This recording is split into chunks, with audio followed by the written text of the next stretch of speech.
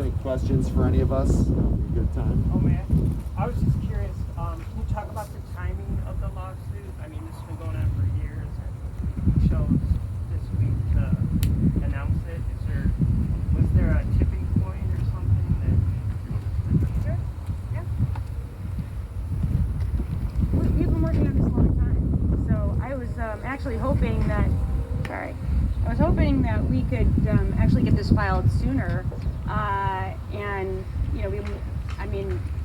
trying to think how long we've been talking about this, but really since all of us took office, this has been a conversation. We had been waiting for some additional data from Eagle, and basically our lawsuit has been, we were aware of the violations, the perpetual violations, and everything had been prepared for a while, so we had the basic gist of the lawsuit, and we were waiting for the final documentation to come from Eagle, and it just came, I think, last week, so we could fill in the blanks at that point and get the lawsuit filed. Right, it's been something we've been planning for quite some time. Yeah. Other landfills in the state, do you see the type of mismanagement, or is this one more maybe because it's so close to communities, or in other landfills remote? Yeah, I would say from the complaints that I have gotten and from what I have heard, we have the most substantial complaints coming from Arbor Hills. I hear about Arbor Hills on a regular basis. Now, I mean, to be fair, this is also, not only, of course, I mean, the entire state is my district, but I live close by, and Senator Polanyi and Representative Colzar are my representatives in Lansing, so I talk to them quite a bit. But it's all I hear about are complaints about this particular landfill. So, and prior to them taking office, I had been reading about it for quite some time. So, I mean, I was aware of the significance of this particular landfill, which seemingly one of the most egregious violators anywhere in the state, for certain. But, did I have more situational awareness because of my proximity to it? I might. But that's not to say that when we see issues like this, any place else in the state, we are ready, willing, and able to take action. So, and that was a commitment that I made running for office, that, part of being, pro law and order, as I am, is enforcing environmental laws when they are broken. And that was my pledge. We have filed cases all over the state on a variety of environmental issues. We will continue to do so, and when we see violations of this sort anywhere in the state, at the Department of Attorney General, we're prepared to take action, and we will take action.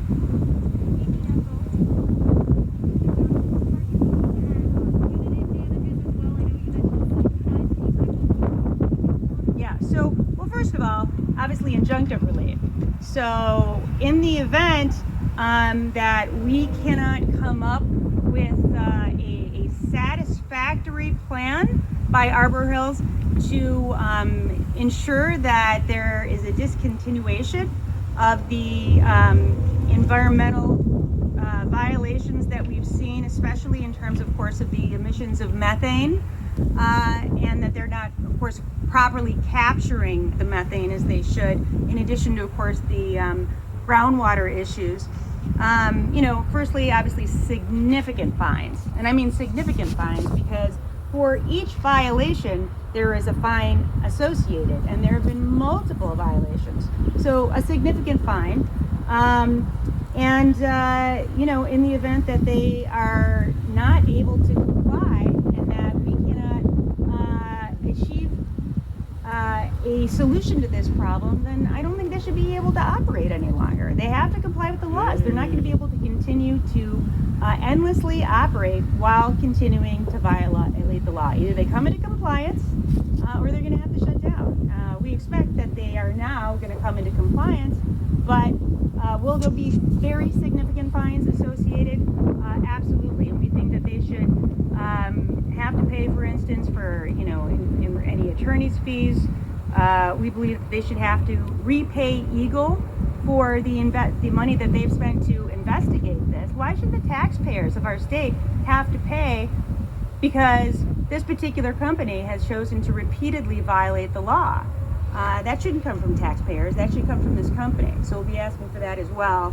And a number of other elements of relief that are spelled out in our very lengthy lawsuit. And you mentioned significant fines. Can you give a sense of what is significant? Well, certainly a six-figure amount. Other than that, I can't say right now. But we'll be seeking significant fines for sure. Anything you see for the changes that you want implemented, you're looking to shut them down?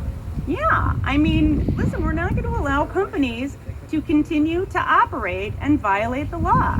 End of story. If you are a company that engages in the type of activity that endangers people's health, forget the nuisance value. I mean, let's talk about public health for a second. If you can't operate safely, then you shouldn't operate at all.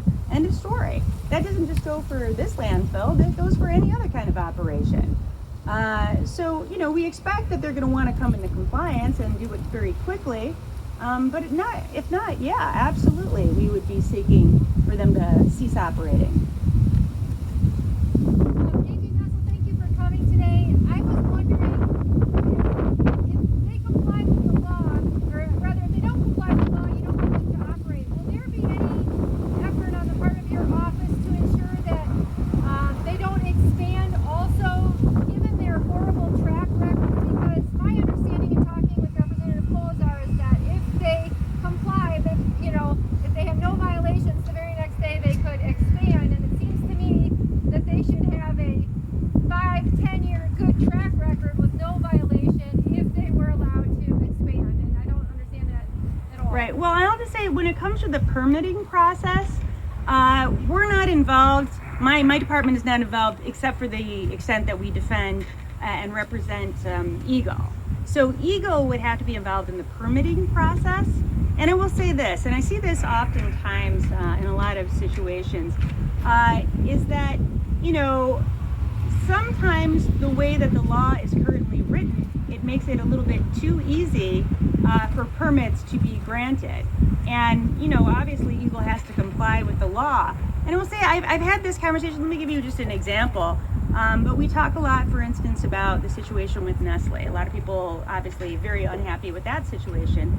But we have to have legislators that are willing to place legal limits on, say, water withdrawals.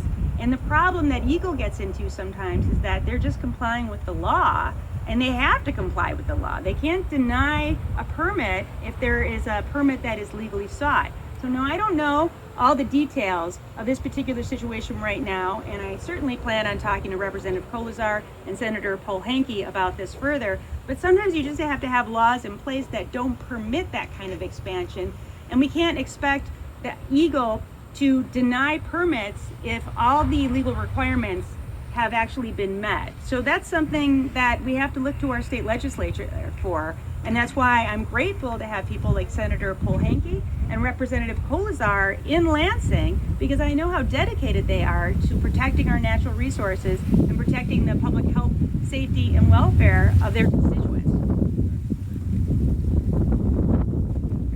At this time, we are going to wrap up this portion of questions, but we are still going to be available for any one-on-one questions you may have. Thank you, everybody, for coming today.